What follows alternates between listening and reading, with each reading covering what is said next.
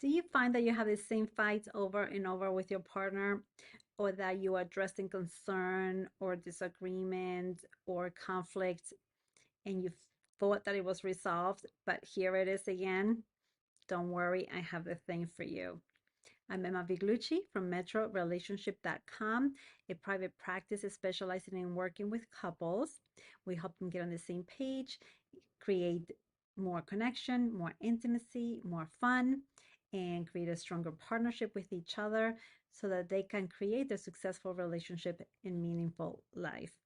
We also talk about things like codependence and what might be driving some of these patterns and repetitive things in their relationship.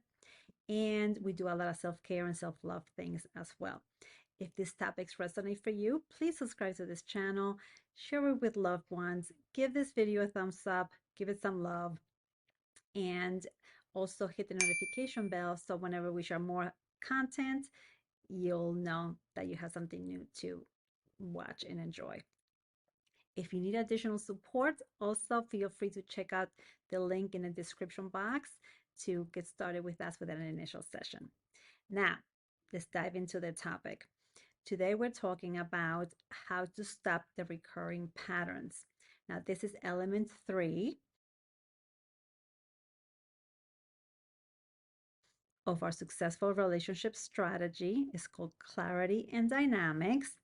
And in this particular topic, in this particular element, we cover how to stop the loop in your relationship, how to stop the same thing from happening over and over and over again, how to address the dynamics and the patterns that keep the same status quo and the same things happening, and you feel stuck and powerless. Okay. And so I want to offer 3 different steps slash ideas on how to have a better understanding of what is happening and how to start changing your dynamics. Okay, how to stop those repeating patterns and stop looping around in your relationship and create a different dynamic that serves you much better and meets your needs. Okay, so part 1 of this is understanding why that's happening. All right. So, number 1, it has to do with understanding how the attraction to your partner happened in the first place. You might think that you were attracted to your partner because of their good looks, because of other things that are important to you, like values, like how much money they make, what ethnic background they have, or what kind of family they come from, or whatever's on your checklist, right? Maybe you have things like they make me laugh and they're cute, or they're adventurous, or whatever the qualities were that you wanted in a partner. Now, that's your little resume and your little checklist, and you think that that's how you chose your partner. But I have a surprise for you. That is not how you chose your partner. You actually chose your partner unconsciously, okay? Because of all of the patterns and all the scripts and things that you have running in the background.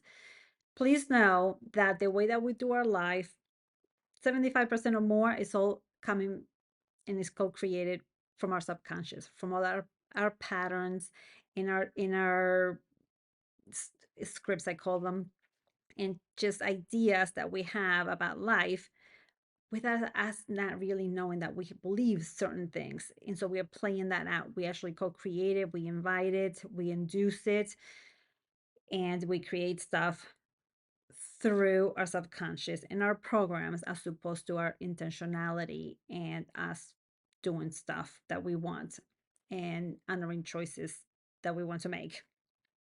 Don't shoot the messenger. So I know that this sounds like bad news, but I'm going to hook you up. Don't worry. So a little thing that I like to share about how this attraction happens. I'm going to explain how this works, and then we're going to go into how do we change this. Okay. So the attraction happens like this. So you were raised by your caregivers. This is a little spiel that I like to give. You were raised by your caregivers, and the interactions with them, they informed who you became as a person. Through those interactions, you learned if you could trust, what things are accepted, not accepted, when you show up this way, you get more love. When you show up this way, you might get punished or something. You get messages around body, about around money, around sex, around food, around friendships, around relationships, all kinds of things, right? So everything that you internalize from your relationships with your caretakers is all part of your makeup because you didn't choose any of it. It just kind of you just kind of absorbed it all. And it informed all of your ideas about things, one, and two, it had a literal impact on how you wire your brain and your whole nervous system and how your brain developed. And that now in turn has an impact on how you process information, how you experience feelings, how you self-regulate, and on, right? So I don't want to make this video a million hours long, so I'm just giving you highlights here. And so they impacted who you became, who you turned out to be. That so little side note, you have a choice on this at the end of the day, okay? But you have to be aware first and then exert choice over it. If you are not intentional, all of this just runs. Okay, that's the key here. And so part of this video is going to be okay, so how do I actually take charge of this and do something about it as opposed to it letting it run the show? So now going back to the story spiel, as you become of age and you start scanning the environment for a possible mate, your subconscious mind looks for something that feels familiar. And when it finds a match to all these things that you absorbed and you created an image, an idea about what a partner should be, it's it's looking for that. Let me backtrack for a second. As you were interacting with your caregivers and you learned all the things that were okay, not okay, things that you might not have, that you were not allowed to show, like they kind of got repressed and put away. And then things that got rewarded got keep to the forefront more. And then things that they did, you're like, I'm gonna watch out for that. All that information got stored somewhere. I created an image of things that's like, okay, interesting. Let me keep an eyeball on that. This image now is the prototype template for your future partner. Bear with me, okay? So as you scan the environment for a future partner, as you're looking for like, is he or she hot? Am I gonna go for that person? Let me go on a date. Does it feel right? The subconscious mind is looking, scanning. Nope, doesn't match, doesn't match, doesn't match. Oh, it matches. That person matches this image. Clink, clink, clink, clink, clink, and you fall in love. It's not your checklist. It's a match to this image. Now, what are the qualities of this person that you just fell in love with? You fell in love with parts of you that you don't own, opposite ways of coping with the world that you were not allowed to use, and characteristics of your caregivers that hurt you, in that you were like, I'm going to watch out for that. Right? So this is really bad news for relationships because this is like a formula for disaster. Like all the junk is in this match. So it seems. But this is Mother Nature's way of making sure that now we have a chance to get what we didn't get growing up, and that we have a chance to become our full self. You see? So I'm going to say more about that for the first part of this. That you find that match, you will find that this partner feels like very opposite of you, and they have a very special talent for triggering you. So now we understand that in the interactions with them, there's so much more than meets the eyes, right? So it's not going to be about the dishes in the sink and the toilet seat being up or down, or the thing, whatever, the things that you fight about. It's going to be around the underlying messaging behind those things. Like what is getting triggered for you. So I'm going to show you what that is in a second when we go into part two. But for now, know that you didn't choose your partner consciously. Your subconscious chose your partner. Now, unless you've done a lot of personal development work and you cleaned up a lot of your patterns, okay? So if you've done some personal work, the partner you actually probably were more intentional and you actually chose them. But if you haven't done any therapy, any coaching, any personal development at all, sorry to inform you of that. So a lot of patterns are happening and it will show in your relationship too, because it's a lot of just what I was talking about, that fight, the recurring fight, the recurring conflicts and things that just don't work and things just keep coming up. This is why, okay, because you haven't cleaned up your stuff yet, and neither has your partner probably, because otherwise you wouldn't have been a match. Okay, so you attract same kind of levels of development at the same time also. So assuming you haven't done that much work, or you've done some but not enough to make a difference on this, your patterns are still kind of there, or you have, there's some of them are still kind of getting you. That's why you're having those same fights, recurring fights, and same recurring things. And this is Mother's Nature way of making sure that you could grow yourself up, own all of the parts of you that you were not to use and use them properly, and get what you didn't get growing up. And when you get what you didn't get growing up, you heal wounds and you reprogram things, you see? So I'm going to get more into that in a second. But the reason why um, those wounds are there is because when you were with your partner, the triggers that happen when they treat you in what feels like what your caregivers did, they're poking at that wound. So your caregivers did stuff that might have hurt you, or that something happened for you. Now your partner is kind of doing things that feel the same way. They're not doing the same things, and they're not exactly like your parents or caretakers. Okay, people get hung up on that. But whatever they are doing, triggers are all stuff for you, and then the patterns happen. Okay, I'm going to show you the patterns in a second. So hopefully that made sense. You're attracted to things from before. Your partner is the encapsulation of all of that stuff and is there for your benefit so that you could see parts of you and start owning them and grow yourself up. And also so they trigger you so you could do something about those things and heal yourself. Right? So that's the beauty. One of the things that's beautiful about being in a relationship, and that's why your partner is a gift, because you co-create that funky dynamic so you both get the benefit of like stretching into growing yourselves up and getting stuff so that you heal yourself. Okay, so we're going to go into part two. I'm going to show you exactly how this dynamic plays out now. Okay, so part two is the loop. Now, I'm going to kind of show you a little visual here. My partner does something, it hurts my feelings. I respond to those feelings in a particular way with my defenses to protect myself because I don't like to be hurt. So I'm going to show up a particular way. My defenses now trigger my partner, right? Because if I'm protecting myself and I'm being reactive, it's not going to be very clean, nice behavior. That's going to trigger my partner. When my partner gets triggered, they're going to do something to protect themselves, some kind of other funky behavior. That's going to, and it's probably going to be of the same flavor with the thing that initially triggered us in the first place.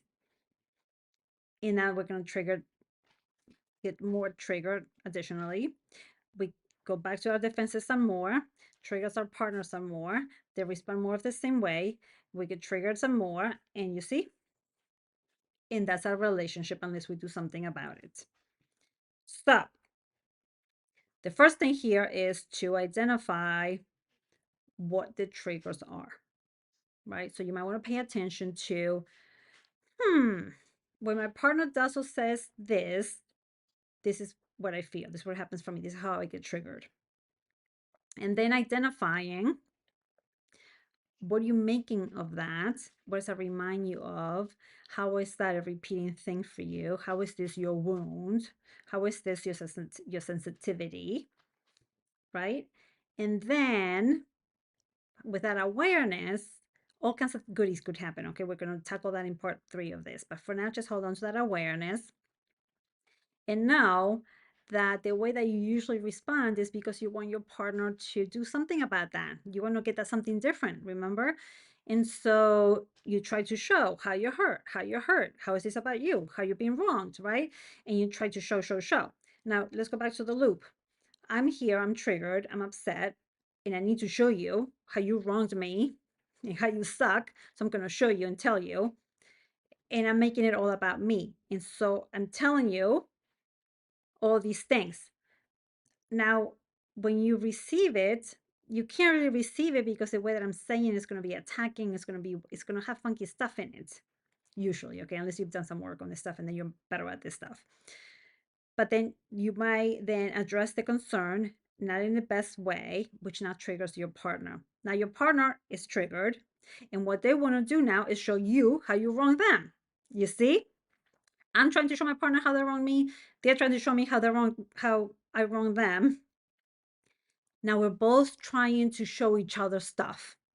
We're both trying to prove ourselves right and prove the other one wrong. Nobody's listening to the other. This is where people get stuck. This is called the power struggle, right? It's all about me, how you wrong me, how my needs are not met, how you suck, how you did me wrong, and they're doing the same. And this is the dance.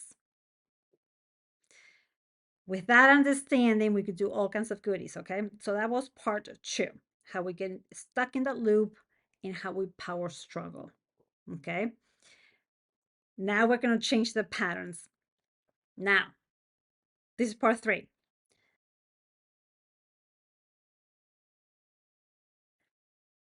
Changing the dynamics.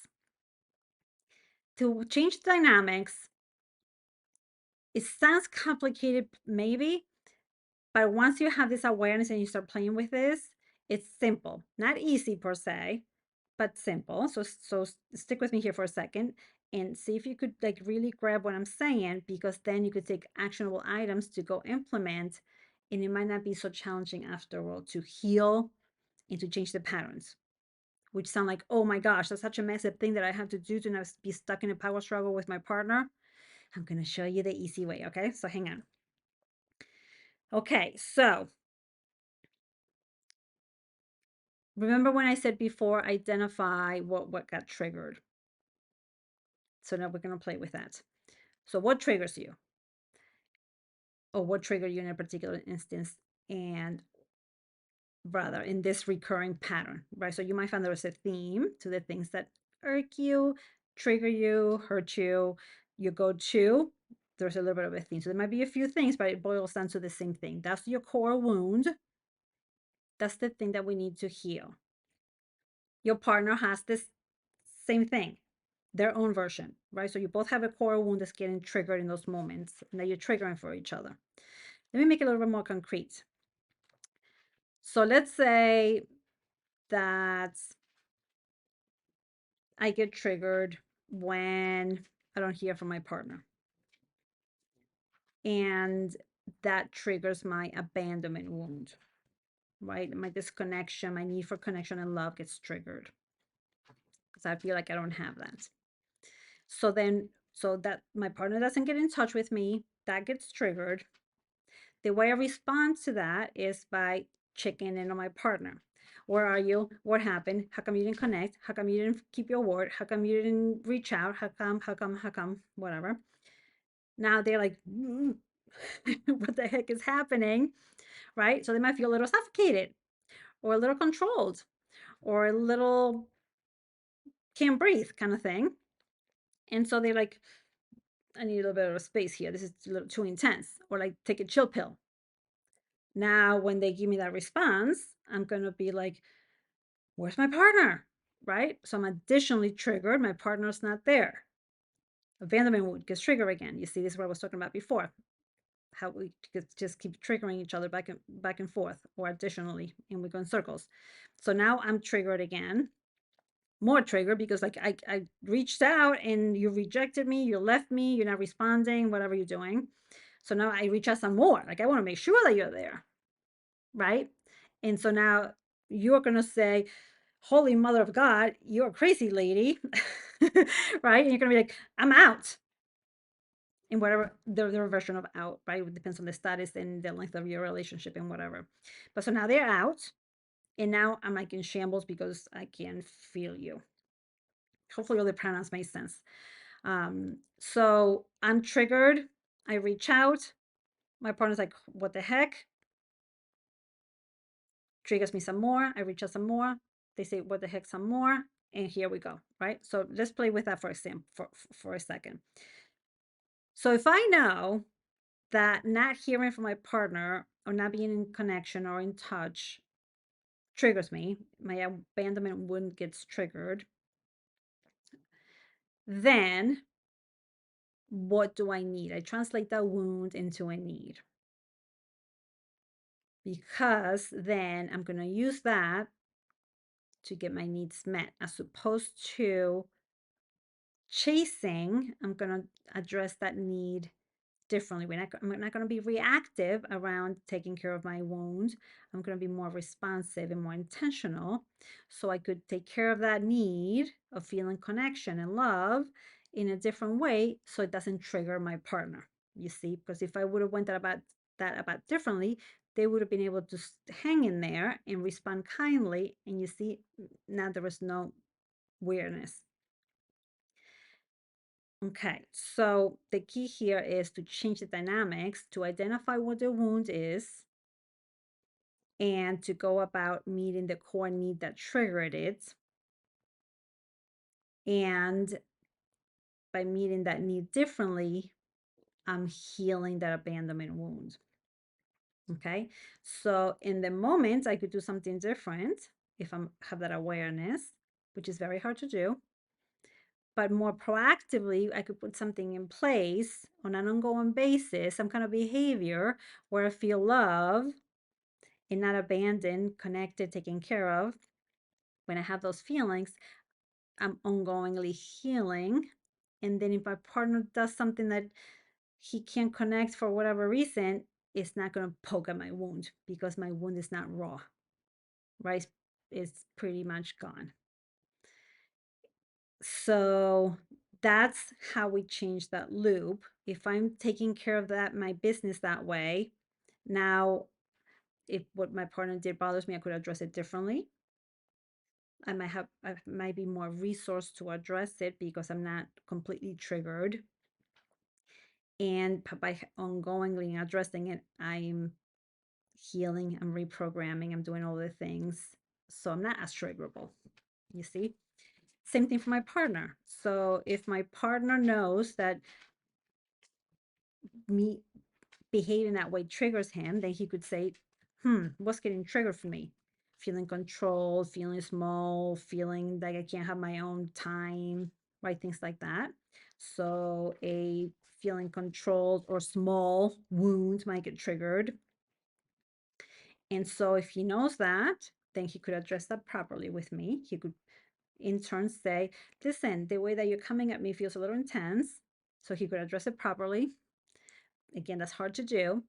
So he could do it in the moment if possible, but if not, proactively on the side, okay, how does he create things where he could feel that he has his own space, his own time, his own individuality, so it doesn't feel triggered and controlled when things come up.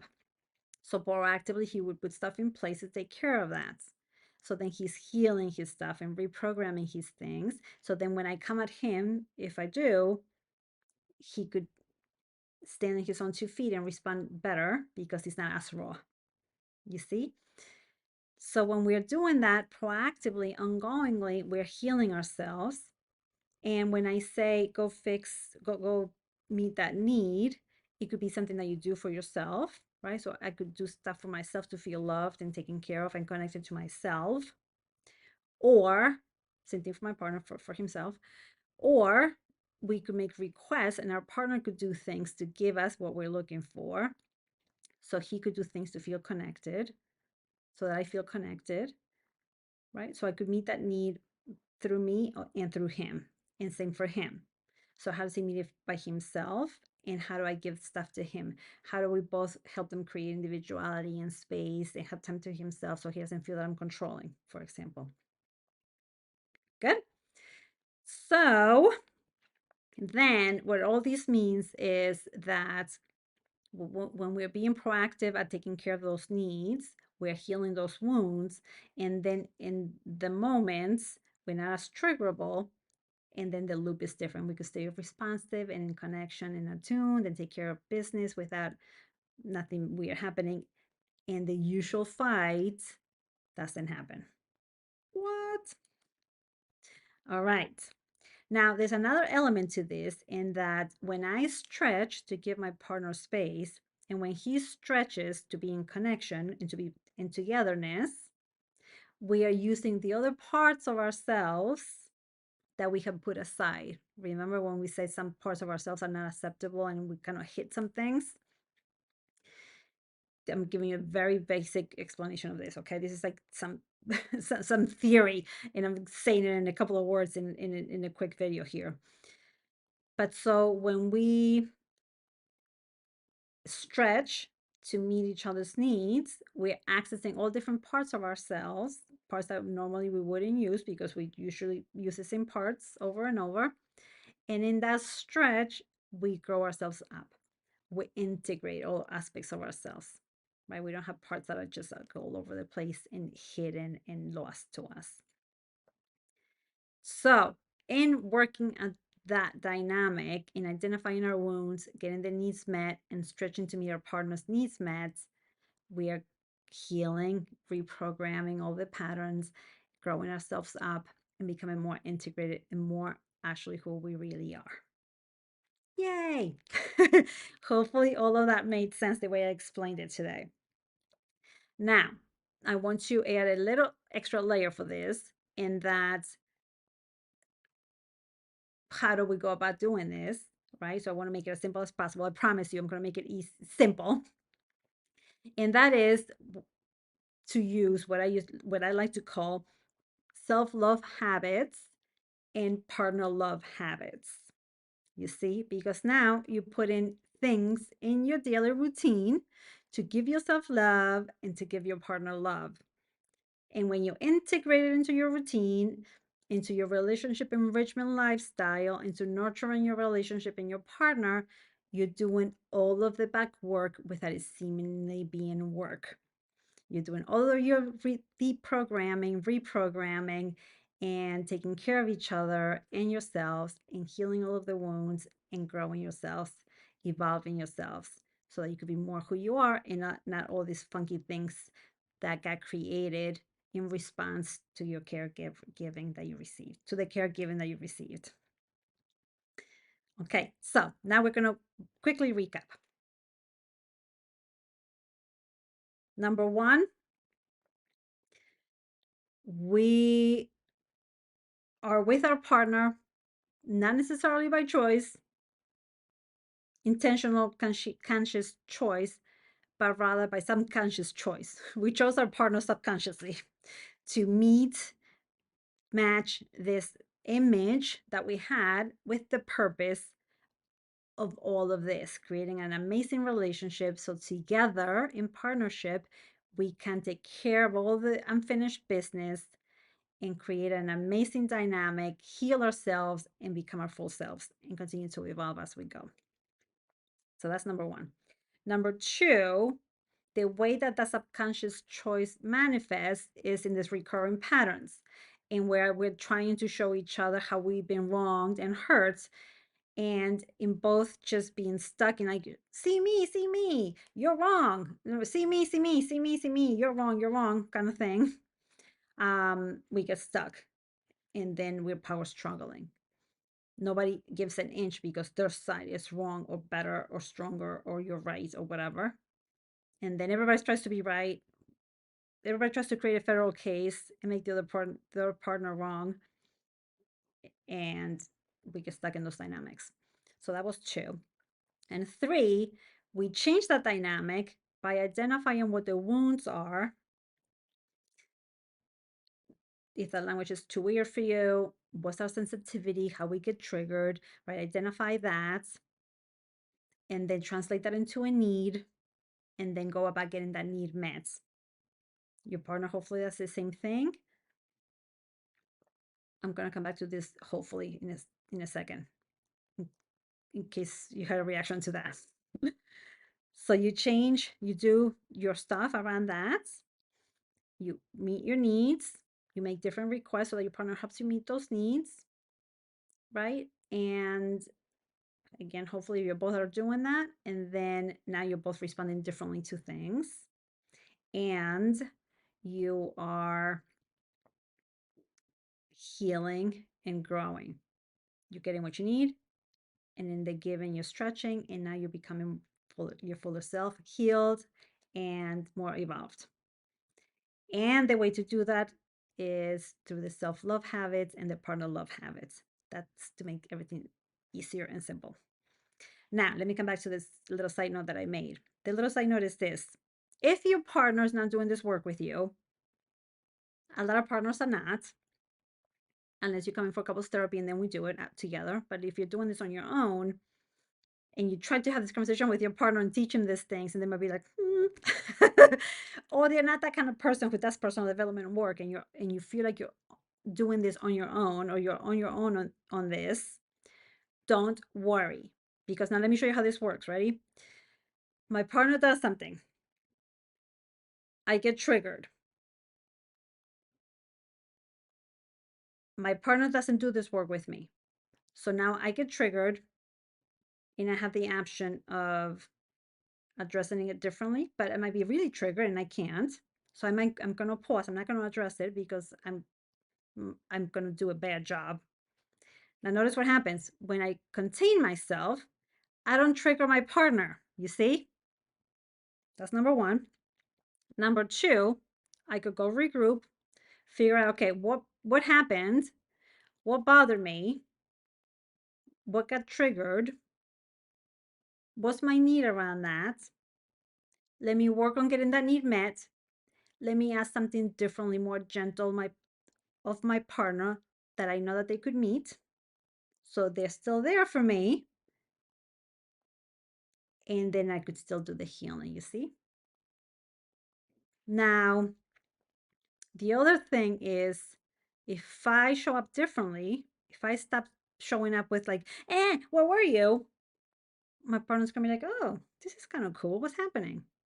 So they're not gonna come defensive to the interaction. They're not gonna make excuses. They might own themselves more, whatever. So now they show up differently. The loop is different. Now, let's say that my partner did something and I'm able to show up properly and I address it with them differently than the usual. I don't go in attacking. I address it from a more intentional place. Now they're going to be like, oh, okay. They're going to respond also very differently because now they don't get triggered because I was intentional. Or they might get triggered. Actually, I'll come back to that. So they're going to be like, oh, that's kind of nice. And again, different dynamics. Or let's say that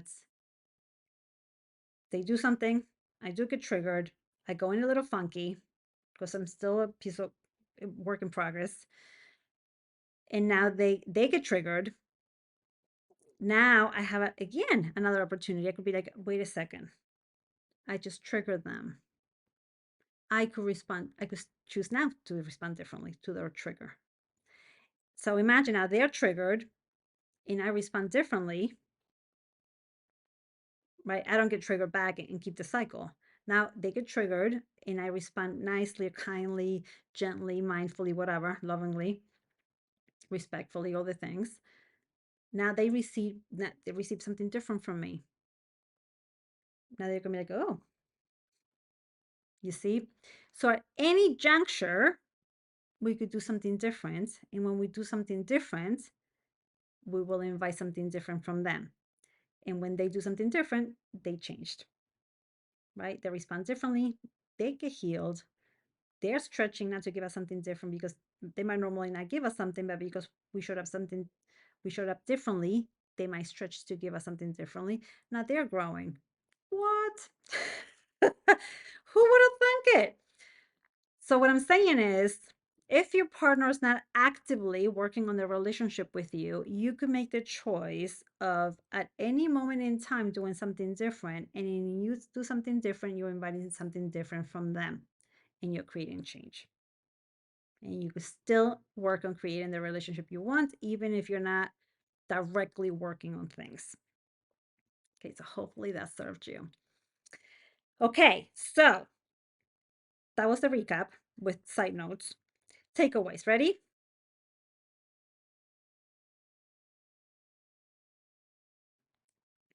For the first one, the takeaway was, the takeaway is, I'm sorry, let me say it differently. The first one had to do with we are attracted subconsciously.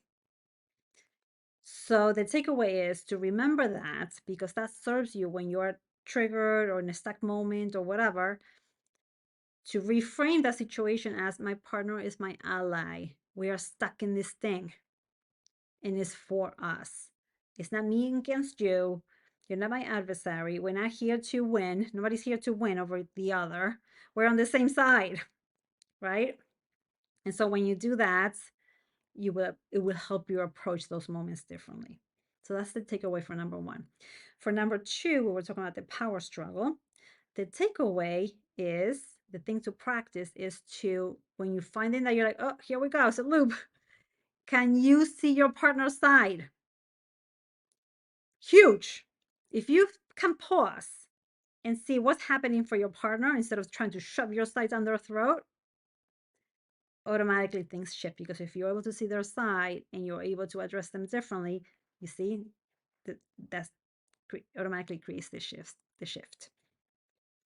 And then for number three, the takeaway is to implement those self-love habits and the partner love habits slash connection habits, self-care and connection habits, so that you're taking care of yourself and you're taking care of your partner. And in that meeting of needs and in giving love, you're doing all of the beautiful background work to reprogram things, heal, and grow.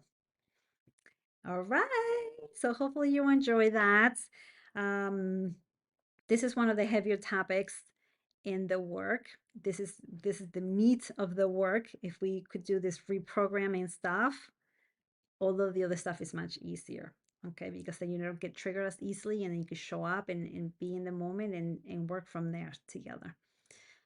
So play with this, have fun with this. And if you have any questions, feel free to put it in the comments. Let me know which part of these resonated, was interesting to you. And if you have any questions, I would love to hear. And feel free to share with other ones, with other people in your life. And if you need support because you're like, oh my goodness, that's a lot of work. I have no idea how we would do that by ourselves, or I have my partner is not interested. I don't know how to do it, but they might go to therapy, or they don't want to, but I want to, whatever. Regardless of the situation, we're here for you. So check out the description box for a link. You can get started with us with an initial session, and we can support you in creating the relationship and the life that you want. Thank you so much for watching, and I will see you at the next one. Bye.